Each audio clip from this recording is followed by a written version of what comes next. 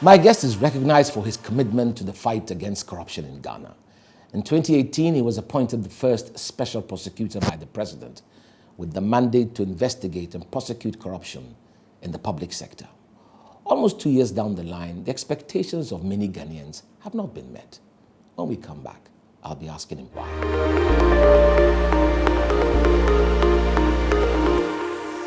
Mr. Martin Amidu, welcome to Time with David. Thank you, David. Mr. Amidu, I want to begin our discussion first by referring to some of the comments I made in my introduction. I want to get a sense of where you stand on that. Do you understand why, to begin with, there was so much expectation when your office was created and the resultant, if you like, disillusionment over time? I mean, there are many who think that really you haven't done the job. Well, I deeply appreciate and understand the feelings of Ghanaians when they realize that their demands at the 2016 elections for a president who will take steps to make corruption a very high-risk enterprise and therefore literally minimize its effects on their lives, because corruption destroys democracy, it destroys the rule of law, it destroys the economy, it makes the poor poorer, and it really dislocates good governance. That's why you So I understood. So that's why Ghanaians. you created the Office of Special I Prosecutor. understood Ghanaians when they wanted it created, and when the president was literally compelled, because he had won the election on that promise, to take steps to establish it. And I contributed towards the process. So I understand why when I was appointed, there was euphoria, because I was citizen vigilante. Correct. Single-handedly fighting the canker of corruption, which I had perceived had invaded the body politic. Not just because it was the government of the day, to which political party I then belonged, but because since 1982, my business has been to fight corruption. And I just thought that if we fought corruption, Ghana will be a better place to live in. That's why they created the Office of Special Prosecutors. That is so why? That is the outward reason why that office was created. Why do I use the word outward reason? Yes, what do you mean? Because when we became independent in 1957, we had good resources. We were one of the best African countries with sufficient resources, which could be properly managed for the benefit of every Ghanaian. And Sajifo Dr. Kwame Nkrumah started that process to the extent that even the Northern Territories, which had never seen education, was giving pervasive education everywhere, which has made people from the North educated. I wasn't part of it because my father was in the Western region and I was already in school. Yeah.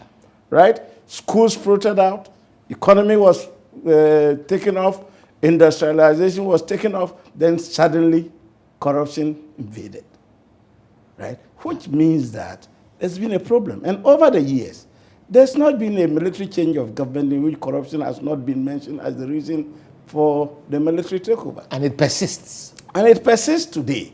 And I, as a young man of 30, joined the 31st December Revolution precisely because I thought that the objective of trying to minimize corruption, making it a high risk, was going to make Ghana a better place. That's what attracted me right? to it. So even when I left office in 2012, on my own, having fought this canker for this long, and having lost comrades during the 31st December Revolution who were dear to me, I couldn't imagine myself sitting back and not seeing to the actualization of that fight. So I started going to court for 51 million cedis from Woyome, 47 million euros from Waterville, Isofontein, and all that. That's why I was vocal about corruption. So when the idea of fighting corruption came, I thought that it was a very good idea because that was what citizens expected. And don't forget, in 2000, Professor Mills and I lost the elections because of the perception that our government was moving towards corruption and few bad nuts had deviated from the PNDC the determination to fight corruption and were being corrupt. 2008, the Kufuor administration, they were going out. But the reason why the party couldn't win was because of the perception that had been created. So the government was changed. You really think that the election results are a function of how people perceive corruption? Ghanaians don't want corruption. Yeah. They are the victims of corruption. Their lives have been damaged by it. They cannot access hospital facilities. They cannot have good salaries. They cannot have good roads. Because of corruption. Because of corruption.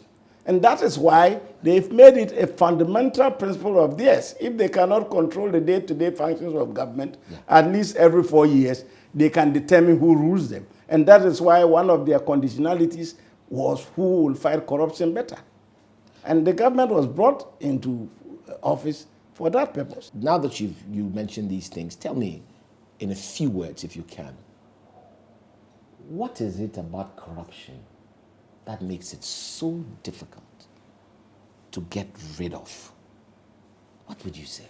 The problem with most developing countries, why it is difficult to get rid of corruption, is the problem of the political elite, who see themselves as a replacement for the colonial master, and therefore must utilize the natural resources and endowment meant for the totality of their countries and nations for their own greed. Radis malarum est cupiditas. Greed is the root of all evil. If you've done literature, it's in Chaucer. And it manifests in Africa. It manifests in Asia. But why? Why doesn't it manifest elsewhere? Because greed is... It's a human thing. It's a human thing. So why doesn't it happen? And therefore, you must make the risk for that greed very high. To deter it. To deter people from going there. And as long as you don't do that, it will continue. And since they are the political elite, they manage the affairs of the country. The Nkrumah regime, his underlings were the people who led him into that corrupt behavior. The president himself was not corrupt. Nobody has been able to point to any house Kwame Nkrumah has built, right? But his regime was tagged as corrupt. President Rawlings himself, I believe that nobody can tag him as corrupt, right? But we lost the elections because we were perceived as corrupt. Even Guzitano himself said that we were corrupt. And I challenged him, the two of us should sit on TV and then we'll see between he and I who was more corrupt. You see, so it is the political elite who rule the nation, who lower the bar and make corruption a low-risk enterprise. And the people can't do anything about it. And the people can't do anything about it. Some of them have to join. To join the corruption, you mean? They have, because they must survive. If the economic means of substance for the nation is being looted and taken away, and you must survive, what do you do?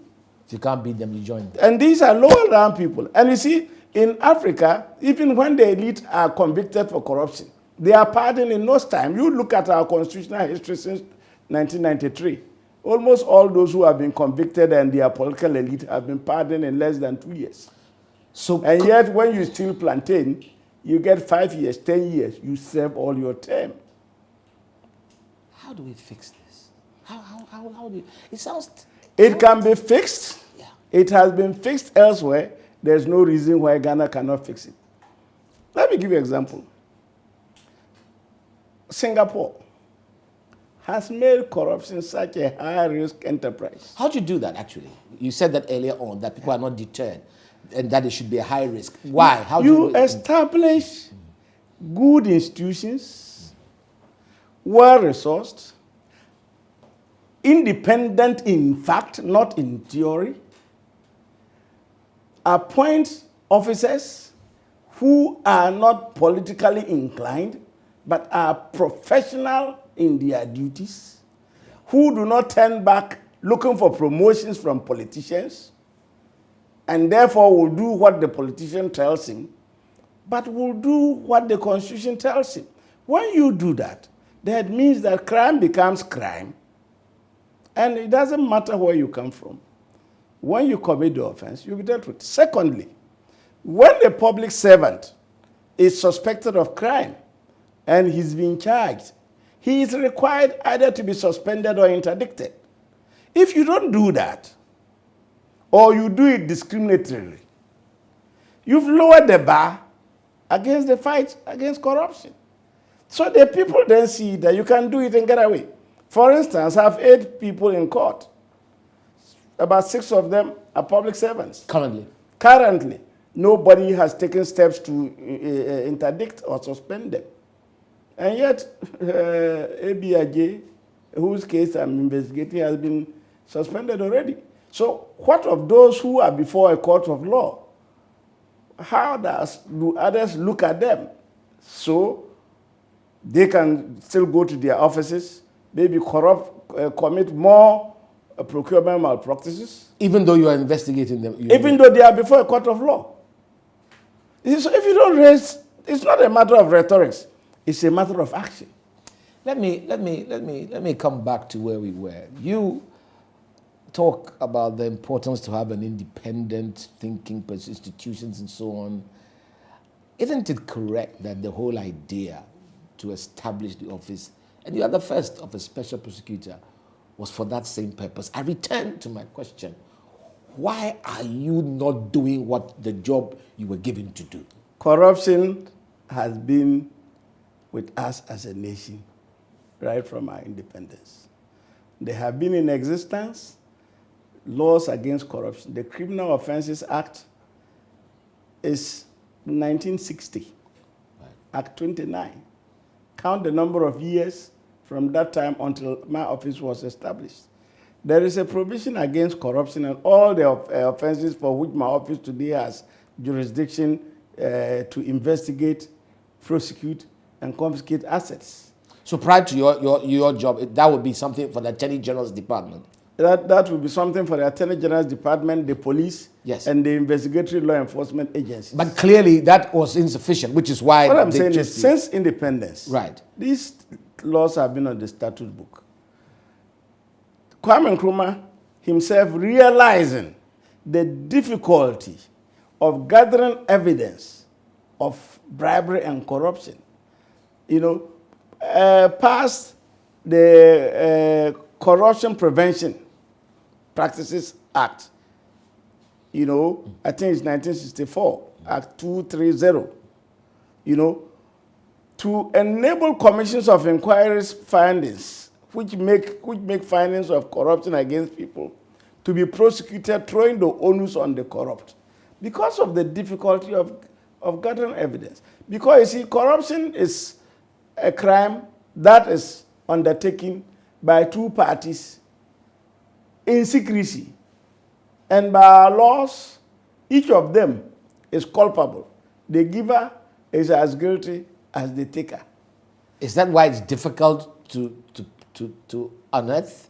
Unless you are told that you are not going to be prosecuted if you spoke, you will not go and offer to anybody the fact that you gave a bribe. Neither will the taker ever come out to say, I received a bribe. Both of them will shut up. And that is why for all these years, neither the police, IOCO, serious fraud, or any BNI or special branch or any law enforcement agency can be demonstrated to have been able to investigate and arrest corrupt people, and for the Attorney General's office, and I say this with all the authority at my disposal, has been able to prosecute a corruption case, which is reported in the Ghana Law Report. The only situation in which you can find corruption reported in the Ghana Law Report is when Kwame Nkrumah passed the Prevention of Corruption Act. Only that. And then didn't use it. And that is the bane of many governments. Ghana has excellent anti-corruption laws over the years, but the governments which pass them don't use it or sabotage its usage. The government itself, yes, sabotages it. You see, so Kwame Nkrumah passed this thing. He never used it. It took the NLC to invoke that law. But what did they do? it used it to prosecute Nkrumah's former supporters. Is that so? right? You have a Kenya and the Republic reported in the Law Report 68. Yeah.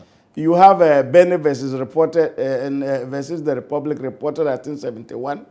Those are the locus classicus of corruption cases reported.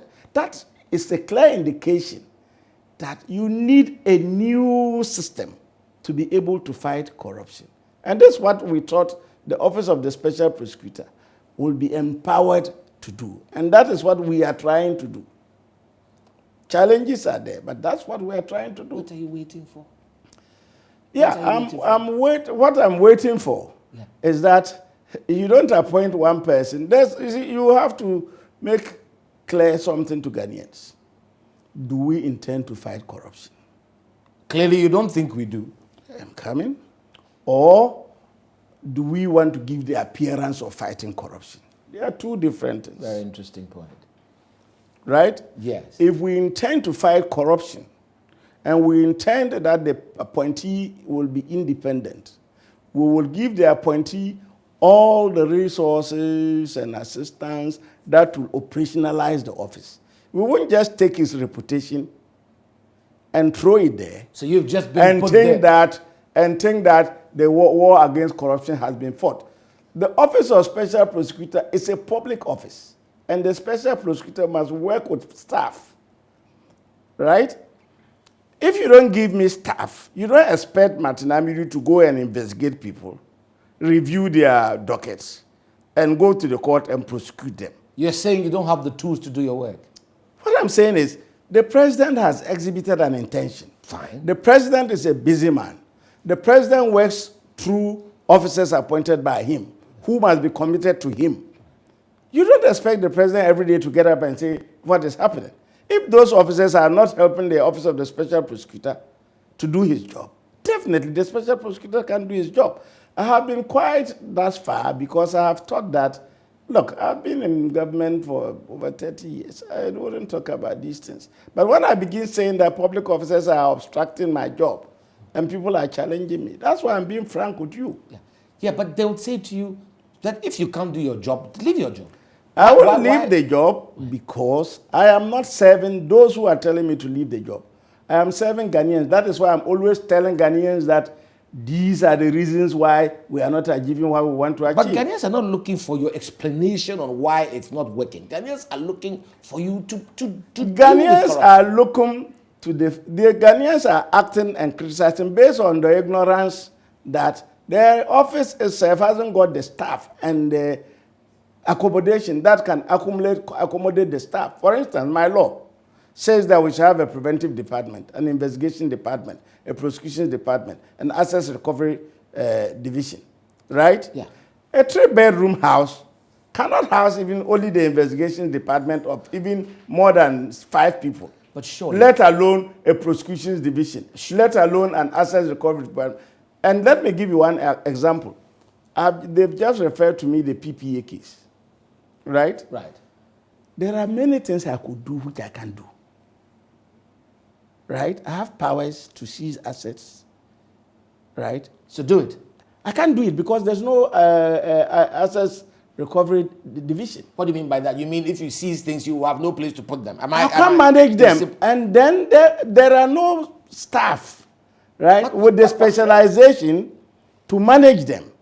Because we haven't been set up in such a way that we have engaged the staff who are professionally competent to manage these things. So if I full-heartedly, like a Don Quixote, seize them, I'll be saddled with deteriorating assets, and Ghanaians are going to turn back at me. So I look at what I can do.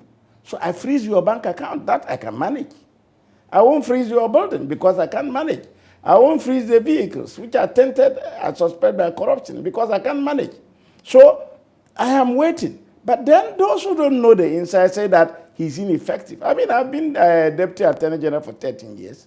I've been Attorney General, I've been Minister of Interior. Why wouldn't I know what I should do? But they want results. Can you understand? No, they can't have results because they can only have results, right? Yeah. When those who are supposed to act for the president and the president himself but the president make it possible. So then, you know what that suggests to me? That right from the top, that you are just there, really, sir, to Kind of because of your reputation to be seen, but there's no real commitment. No. The point is, the president, when I complained about accommodation, instructed that I be given a 10-story building. So that's on course. I'm coming. That story building which was given had serious defects.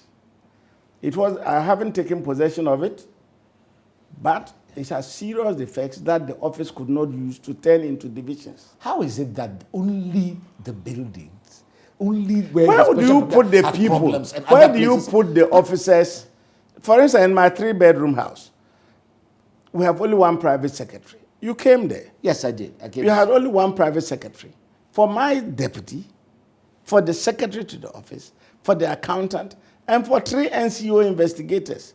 How do you expect one secretary to do that? Then the reason why we haven't engaged is that by share fiscal space. So who thought of putting that office in such a small place and expected it to work? I've been Did you know that's where you were going before you went there? I'm curious. This office that you work from. I was shown a 3-story building as a place to begin working from, right? At that time, the LIs had not been made, and I had to ensure that the LIs were made. And it was a war which led to us getting the LIs made because I had a lot of confrontations with the Attorney General. LI being what? The legislative instrument. About the way they wanted to set up the office. They wanted to set up the office as a lame duck, which I resisted. And there are exchanges of letters which proves it. Eventually, I got LIs which I thought could let us work. And this was only in December last year. But in many respects, they've turned it into a lame duck office. It's not lame duck. So tell us what as far as I'm concerned, as I've told you, yes, within the short time, yes, that is when I got into that office, I have 8 people in the courts. Currently as we speak. Currently as we speak. And these are not, like you said earlier, you know, sometimes, let me be honest with you, there are people that think that you are there to prosecute people from the other side, not from the side of the government. These are people across board. I never will prosecute one side. When I was invited for vetting, I told the whole of Ghanaians, crime will be crime, right? And I left government in 2012 precisely because people wanted me to prosecute the opposition alone and would not deal with their own. And you don't do that? I don't do that. Crime is crime. I have a conscience. I can't sleep if I chose only one group and left the other. Let's talk about those that the 6 or 8, the number you just mentioned that you are prosecuting. Can we take that to be an example of what you have achieved despite all the challenges? Not only that. That is a case to show that we are working. Right. But then they raise issues about my capacity to be special prosecutor. That's another issue which we can talk about. Right. So it goes to court. The court says that, well, until the Supreme Court has determined it, he is special prosecutor. Right. Later, by the end of the year, the judge says that I will wait for the decision of the Supreme Court before I can continue with the case. Yeah. It creates ambiguity and makes corruption a low-risk enterprise. Yeah, because people, right? Yeah. Then, so you expect that those people who advise the president will realize that there is a lacuna that has been created and expedite action to make corruption a high-risk expectation. Those people who advise the president, why don't you advise the president? I'm a public officer. I'm not a politician. Right? When I used to be a deputy minister and a minister, that was my responsibility. Right? But I don't offer advice when you don't ask because I don't lobby. I'm in a terminal position. I don't intend to be promoted to anywhere. You see, it's different if you're a law enforcement officer who is looking for promotion, then you may grovel. But I don't. I'm prepared to walk away tomorrow. But I will do that only when I'm satisfied that I've not been able to actualize what the people of Ghana want. Are they afraid of you? Do you think they regret that they put you in the position? Well, what I can say is this. In a bipartisan manner, there have been attempts to sabotage my work. Yeah. Right? And you know very well that even when I went to court, and let me preface it this way, when we were doing the Constitution, of which I was the chairman of the House Committee, we came to a consensus that 51% of the ministers must come from Parliament, right? So in actuality, what we did was to make sure that members of the executive would also be members of Parliament. Yeah, yeah. Normally, the executive is supposed to be the one which has the public officers, which may be commit graft and all those things. But in this situation, you have people from the executive being the majority in the from the legislature, no real separation of powers, yes. Being the majority in the executive. So when you're going after somebody who has abused his office, you're also going after the same person who is a member of the legislature or a former member of the legislature. So when I sent one former minister to court, the speaker invited me to his office and tried to persuade me as to how I should behave. And I told him, no, I won't. He wrote to the judge, which I found very surprising, with a certificate, directing the judge how he should behave. The judge turned it down. There is nothing like a bipartisan interference in the work of the Office of Special Prosecutor. When the legislature who made the law and gave the independence tries to interfere with how it is executed. You're a very lonely man. I'm not a lonely man. Why are you not? Everybody else around seems to be quite happy to obstruct you. They don't seem to. So I do my work, and I tell the public, and then they try to generate me by saying that I'm complaining too much. But what I'm saying, my obligation is to the people of Ghana. It's not to a government or a political party. And then we better wake up, because if you bipartisanly obstruct the fight against corruption, you should remember Tunisia. That's what you should remember Sudan. You should remember your people who are suffering and who will want alternatives to have freedom. You are saying to us that we run the risk of civil turmoil if we carry on with corruption. Is that what you're saying? If you do, that is precisely what you run, and particularly when you are trying to protect the political elite. And then the small farmer whose wife and children are hungry is passing by the farm, he sees very nice plantain and says, hey, this thing is good, let me just take one for my wife and children to eat today. 5 years in prison. When ministers or former ministers take double salaries, 1 year now, nothing has happened. That is abuse of office for private profit. What is happening? I had made a statement about it. Nobody is looking at that. Everybody is looking at me. Was I set up as a citizen vigilante to come as special prosecutor so that at the end of the day, failure will be put on me? You run that risk, don't you? That is the real risk. The point is that I don't want anybody to put the failure to be able to nip corruption in the back on me, because I've created a reputation and you brought me to do the job, and then I'm not getting the tools to work. Don't put it on me, because I'm ready to work. And I have demonstrated that notwithstanding where you come from, I'll deal with you. In fact, I have more than 20 cases I am almost wrapping investigation. And they come from the two divides. I don't want to mention names, because when you are investigating, you don't. But they are from the two divides. And I believe that is what is making people frightened. You know? Let's talk about Waterville. You are the person who pursued this case, I believe, even as a citizen vigilante, the Boyome thing. Something like $50 million. And you pursued it, and as we understand it, you've gone all the way to the Supreme Court, and you've won essentially that case. You've made a case for money to be refunded. That hasn't happened. How do you feel about that? I feel very bad. And I feel not only personally betrayed, I feel Ghanaians have been betrayed by their own governments. The reason why I fell out with Professor Mills was that on the 13th of January 2012, I insisted that we retrieve those monies from both Oyome and Waterville. We disagreed. No, they are the same people involved. They are friends. Right. We disagreed. I decided I was leaving. They sent Captain Chikata to convince me to stay. A few days later on, they said my appointment was terminated. the chief of staff then writes a letter to say I had been dismissed. So I went to court for that.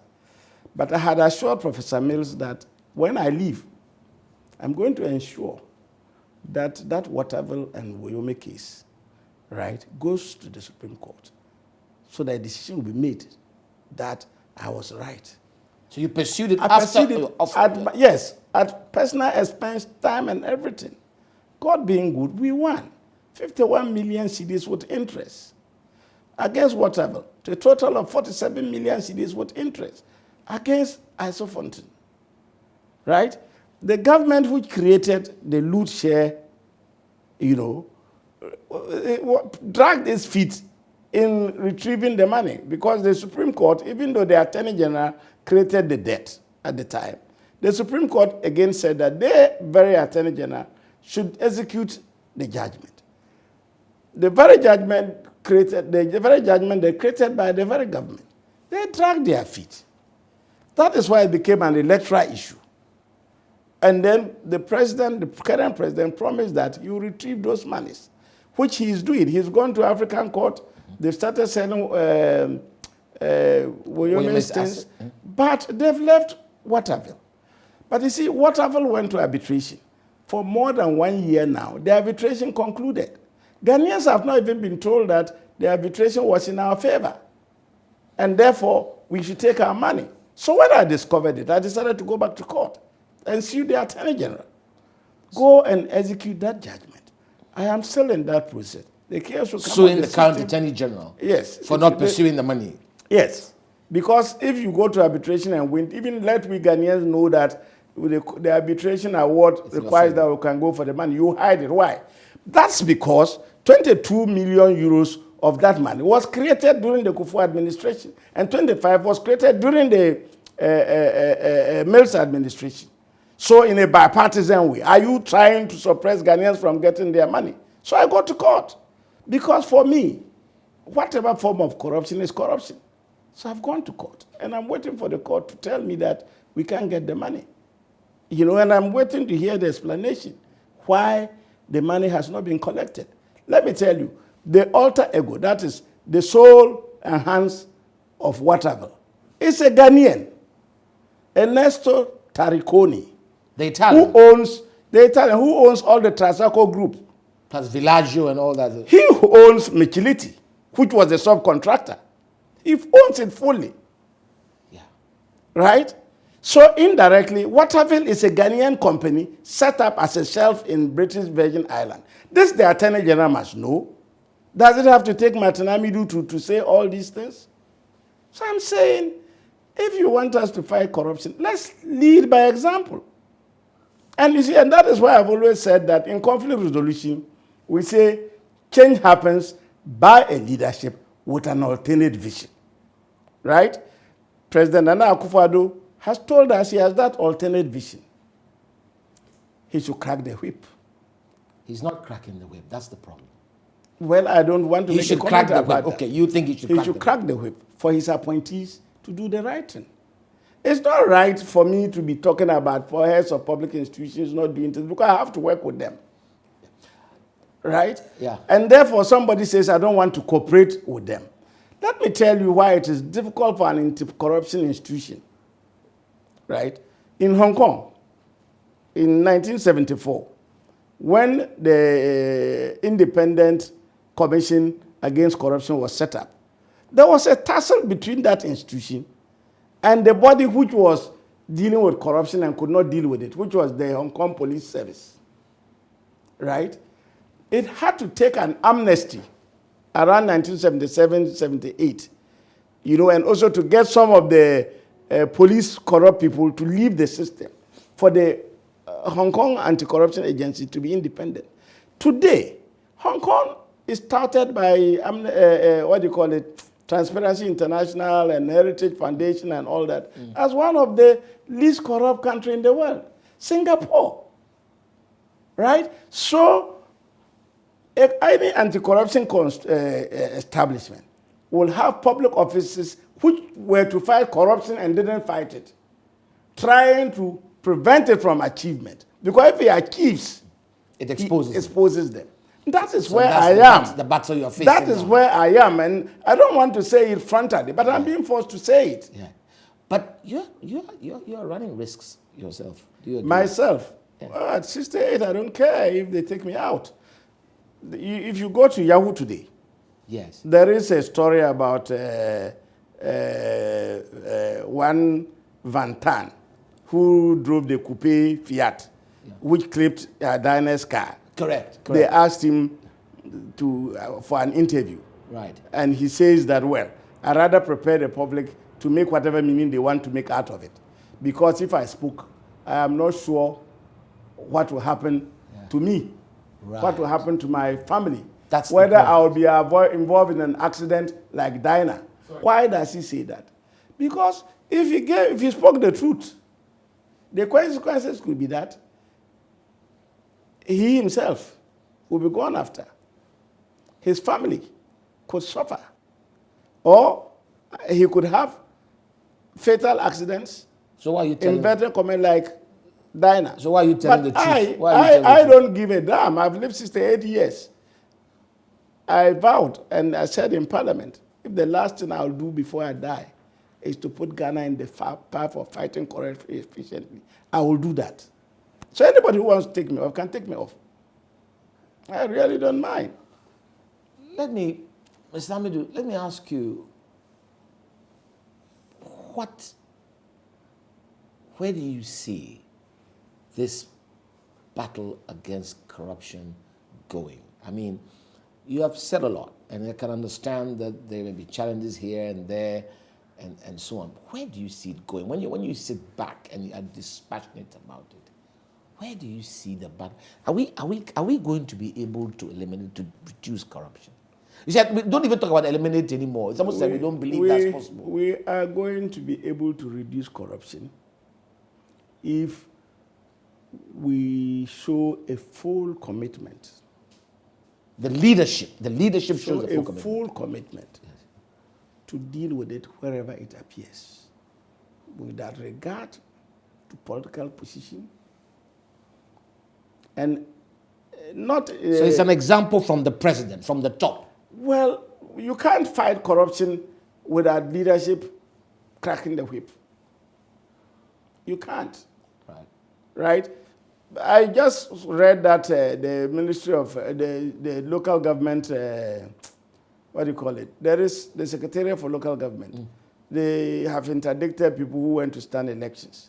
Right? And yet I'm prosecuting people who work with the local government service for offenses. They have not been interdicted. Why? Can you tell me a reason?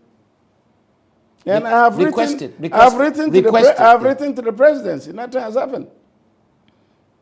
I'm saying that ABIJ was suspended. So why? When the people are before court, even when they have been charged, they ought to be. And I'm saying that I am talking because I am bringing the matter to the fore of the public so that we will know that we can put pressure to get the right thing done. Ghana belongs to Ghanaians, not to any government or party or opposition. Not to any government or opposition. So we need to mount the pressure for the right thing to be done. Whether it is Martin Amidu who is there, for me, they are in court 1.5 years. Maybe people thought that by having the case there for 1.5 years, I'll be impotent. But I'm doing my job. I'm telling you, I have more than 20 cases which are almost being investigated or nearing investigation. It involves people from both sides. But nothing. But because I don't talk, no, because you see, there is a presumption of innocence. So you have to complete the process. And therefore, you cannot be announcing, I'm doing that, and announcing the names of the people. If at the end of the day you find that there's no case to prosecute him, you would have damaged him. Yeah. And as a former Deputy Attorney General, I should show example. And I have tried to keep quiet because I don't want to be the person rocking the boat. But you see, bipartisanly, people are attacking my office as if I alone can nip corruption in the back. Woyome, Waterville, Asofonten were my personal cases. I didn't need any public servants to investigate and help me. I did my investigation and acted. But you were more successful like that than as a Yes, special but prosecutor. now I must act in accordance with due process. Investigators to investigate, prosecutors to review, before it comes to the special prosecutor, who will endorse or not endorse. If they are not available, I can't do anything. So right? We're down to zero. We're not down to zero. Let's put the thing in place. You've given me, you say you've given me 180 million. I cannot access the 180 million because as we speak today, my office has not been classified for procurement purposes. So I cannot procure cars myself. I cannot procure equipment myself. 180 million the budget to operate your office. My office. I can procure nothing. Yeah. So that is the question. So have I been held at abeyance for 1 year, 8 months with a case hanging on my head in court so that at the end of the day, it's me who is not performing? Give me the chance to perform and then call me whatever names you want if I don't deliver. That's what I'm saying. And ultimately, you're saying you don't think that the way to do it is to walk away. Because it is not the way to do it. Look, there are very few people who know how corruption has been fought in other countries. I have told you how Hong Kong has fought it. Because I have read about it. It is not only my office. The anti-corruption agencies overall are not well resourced. What are those? IOCO, police, CID? Police, SHRASH. But I'm talking particularly about SHRASH and my office. Because those are supposed to be independent institutions. With the police and others, people depend on promotion on the political appointees. But even that must change. So their independence is... But somebody like me who doesn't care if you say you have sacked me tomorrow. Because I've reached an age where I really will do what is right. I'll do the right thing. The commissioner for SHRASH, you can't sack him just like that. But give him the resources to do it. You don't tie my hands behind my back and say I'm a poor boxer. Interesting analogy. You know, and I'm saying that the Minister of Justice is supposed to be in charge of my office. How many times has the Minister of Justice come to my office? Does she know where it is? So there are some real challenges, sir. I was given 2 million CDs to procure vehicles to the Minister of Justice. What happened to it? Right? Yeah. And there are so many problems that is hampering the operation of the office, even from the ministry. Meanwhile, I just have only 3 investigators. The Attorney General's Department has over 20 officers, prosecutors. They haven't been able to prosecute double salary people. What is holding them? If there's no case, tell them. Are they making a political deal? Tell us that there is no case to answer. And I have said that we can't use different yardsticks for different cases. Yeah. So finally, I mean, citizen vigilante excites the people, achieves things, gets things done. That citizen vigilante becomes special prosecutor. And the people understand that, feel like he's not doing anything more near what he did even as citizen vigilante. What you going to do? What I'm going to do is what I'm doing. I will continue to investigate people. I will charge them whether they belong to any political party or any elite, right? I'll put them before the courts. That's how you've always been. That's what I'm going to do. Yeah. And I'm saying that if they are having the sort of Damocles hanging over my head in the court because they think it's going to lower my spirit, it won't lower my spirit. And I really don't care if I am told that the decision of the court is against me because I was a party, right? I am a better lawyer than anybody who can defend me in that case. And yet the Attorney General raised objection to my being there. And when I had filed all my pleadings and we read the Memorandum of Understanding and I thought we were going to argue, I was struck off. I should fall on somebody's sword. You won't do that, will you? Well, but that is what is happening now. That's what's happening. Because it's only the Attorney General who is in the case. So I'm going to fall on her sword if she doesn't handle the case well. But I don't give a damn. I do my job. Martin Amidu, I thank you very much for coming on Time with David. Thanks. Thank you very much, sir. Thanks.